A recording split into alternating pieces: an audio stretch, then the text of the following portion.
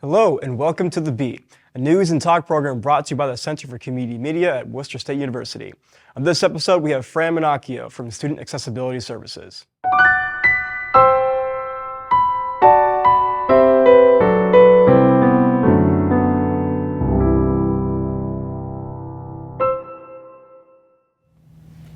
And as I mentioned in the intro, we're here with Fran Minacchio from Student Accessibility Services. Fran, welcome to the show. Thanks for being here. Thank you so much, Mike. I'm happy to be here. Wonderful. So, can we start by, could you tell us a little bit about yourself and what SAS does? Sure. So I've been here at Worcester State serving as Director of Student Accessibility Services since 2011. And Student Accessibility Services is the department on campus that addresses the needs of students with a range of disabilities. I know we'll talk a little bit more about that. So we serve prospective students, current students, and any student who's taking one or more courses at Worcester State. So that includes non-matriculated students, undergrads, dual enrollment, that early college, as well as graduate students and seniors/elders who participate in our senior program. Wonderful.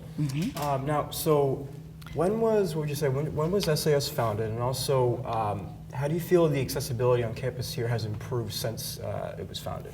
So across the United States, colleges and universities, particularly public ones, were established in response to the Americans with Disabilities Act, which was passed by Congress in 1980.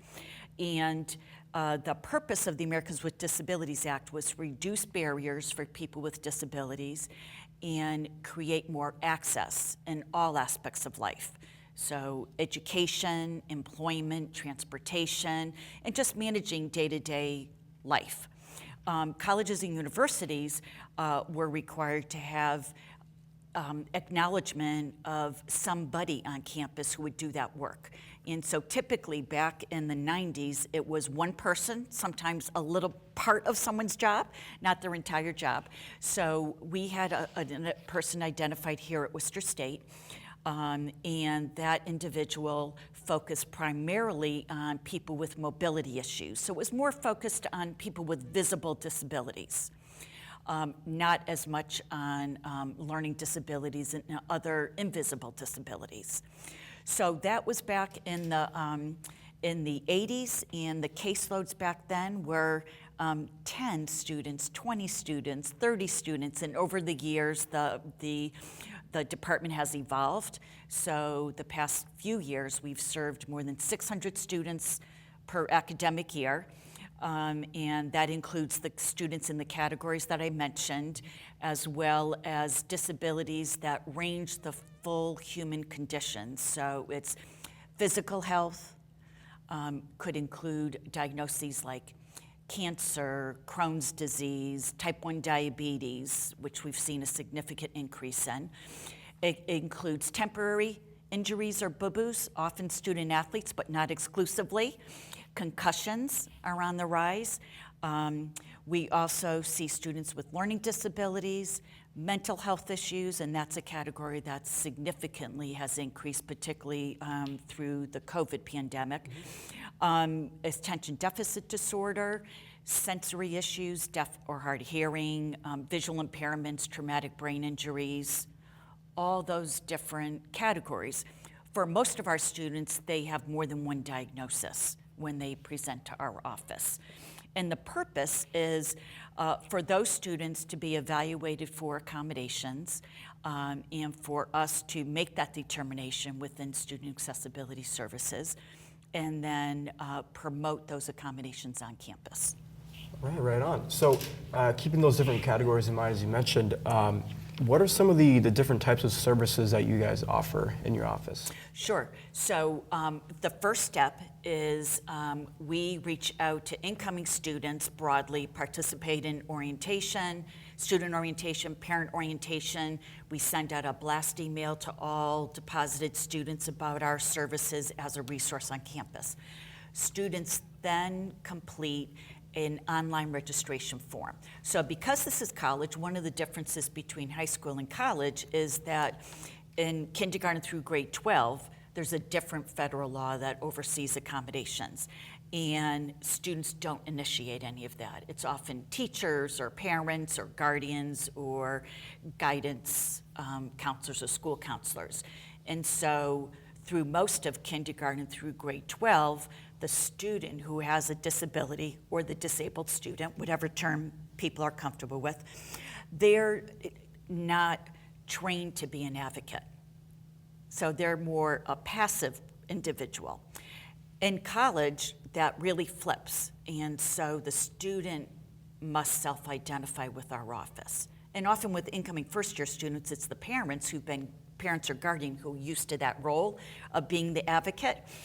So we'll talk with parents or guardians, but we want to have the student complete the online registration form, which tells us a little bit about them, the accommodations that they're seeking, and then we have an intake meeting with one of the professional staff at Student Accessibility Services. And in that meeting, we review their request for accommodations. We also require documentation from a qualified professional. So that might include their individual education plan from high school and testing that they've had done. If it's someone with a physical condition like type 1 diabetes, a letter from their primary care physician or nurse practitioner. So we need documentation that supports the condition or conditions the student is seeking accommodations for. And then we make a determination. Are the accommodations the student's requesting reasonable in college? Because the college environment is quite different than high school. And sometimes there's dialogue and discussion and negotiation.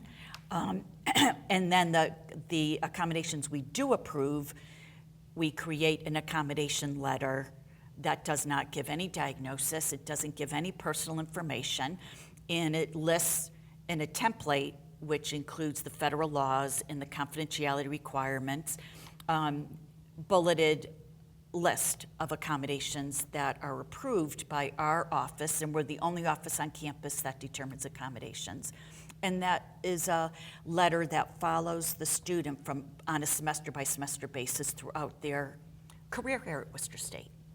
Not all accommodations may apply to every course. So for example, Mike, if you had requested extra time for quizzes, tests, and exams, and that was supported by your documentation, and perhaps you had previous accommodations in high school, or if you're a transfer student in another college, for classes that you don't have quizzes, tests, or exams, that wouldn't apply. And it doesn't apply automatically to assignments. So extra time for quizzes, tests, and exams is for assessments. Right on. Okay. So yeah, so you mentioned, students can ask for if they want extra time on quizzes. Yep. I understand maybe they can also get access to like notes as well, maybe PowerPoints, anything like that. Sure. Are there any other like special like educational accommodations that students can request for? Sure, there's a range, and it depends on the term we use in the field is functional limitations. So not everybody with attention deficit disorder, whether it's hyperactive or not, has the same deficits based on their executive functioning. The same with students with learning disabilities. Mm-hmm. Dyslexia, which is a significant learning disability regarding reading, there's not a list of accommodations that would apply to everybody. So what I say to families and students is that we don't have pick your favorite fast food. We don't have McDonald's or Wendy's or Burger King menu selection 1 for this diagnosis and menu selection 2 for that diagnosis. So depending on the student's challenge, an accommodation is designed to provide access. It doesn't guarantee success. So common accommodation requests are extra time for quizzes, tests, and exams, reduced distraction testing location. For some students, being in a classroom where people are finishing at different times, getting up, making noise, putting their backpacks away, it can be very distracting and reduce their test scores. Mm-hmm. So we have 2 test spaces that we oversee, and it's not guaranteed silence because there's no guaranteed silence in college, but it's quieter. There's fewer mm-hmm. students taking tests at the same time. For students who have trouble processing information, whether that's verbally or written. Amongst other challenges, we may do note-taking, and that's done in a couple of different ways. We're moving away from peer note-takers in class and towards technology. We use an app that's called Glean, which records and transcribes notes. And it's an app right on a student's cell phone. So it helps with the independence and privacy. You're not being called out in class. No one should ever be called out in class, but you're not drawing attention to yourself with audio taping a lecture. Audio taping a lecture is another one, but Glean substitutes for that. So we really pay attention to students' privacy significantly. It's a significant issue for us. Yeah, no, absolutely. And you mentioned having peers taking notes Yes. that before. I understand you also coordinate a peer mentoring program for the students here? We do. So we've been very fortunate at Student Accessibility Services for many of the past several years. We've been able to obtain a graduate assistant through the Division of Graduate and Continuing Ed, and they tend to be either occupational therapy students or communication science disorder students who understand the complexity and the needs of our students. So we've had a grad student coordinate with our Honor Society students. We have a chapter of Delta Alpha Pi, which is an international honor society for students with disabilities, based on GPA and credits, and also an element of lifting disability pride on campus. So the peer mentoring is geared towards first-year students, because the transition, particularly for post-COVID, where high school students tended to do school via Zoom, maybe in their jammies from their bedroom, or on the living room couch. The transition to in-person classes in college is tremendous.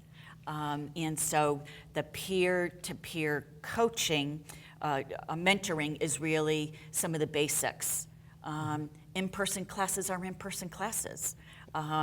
This is how you read a syllabus. This is how you navigate Blackboard or whatever other learning platform we're using. They've given some first-year students tours of campus. Let's go find the library. Some of the basics of College Life 101, which has been really helpful, and reminders about the differences between high school and college.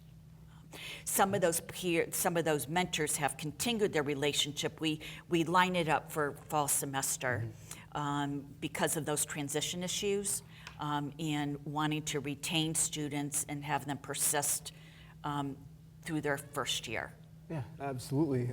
Now, so SAS students, we gather that some of them are also eligible for academic coaching. Correct. How does that process work? So over the years, Mike, years ago, so say 10 years ago, there wasn't as much of a need for academic coaching as there is today. And I think there's a few variables at play. One is just the increased numbers. So there's more students diagnosed with disabilities, kindergarten through grade 4. And that's leading to more students having IEPs and 504s throughout high school, which is special education services, and access to accommodations. Many of those students have received significant supports in high school, including what would be academic coaching. It could be in a study hall setting, it could be in a support center. So we've had an increase in numbers of students who would like to continue that kind of one-on-one or small group setting support when they transition to college. And that's not doable because you're not in high school any longer. So the best way we can get with that is through one-on-one academic coaching. So all three of our professional staff and our grad students, we have 2 grad students right now, we all have caseloads of anywhere between 15 to 30 students who we meet with weekly or every other week. And it's basically helping students with time management, motivation, decreased procrastination, and learning about what academic success means for them. Right on, awesome. Now, let's say some students, like they're aware of all the services you offer here, but maybe some would be a bit hesitant of reaching out there. Sometimes Yep. they struggle. Yep. What would be some advice you could give to them in terms of contacting you guys? Sure. So first and foremost, we highly value confidentiality. Sending an email to us, calling the office, or dropping by the office. We're located in room 131 in the admin building. We have a frosted door so people can't see in when folks come in, which is great, again, for privacy. And we can have an initial conversation. Connecting with us can be totally exploratory or research. Some first-year students who've had a lot of support in high school really want to take a break and see how they do independently. Sometimes that goes well, great. Sometimes not so much, and they might be in the quicksand, and then they seek us out. We'll meet with any student at any point. We meet with second semester seniors who may need some support with finishing up their degree. So there's no particular time. And we do pre-intake meetings on a regular basis. So they're not signing up with us or making a commitment to have a conversation. Speaking of connecting with us, so any incoming first-year students, we strongly encourage to connect with us now or wait till after your high school graduation. Congratulations on that. And over the summer. We're open all year long.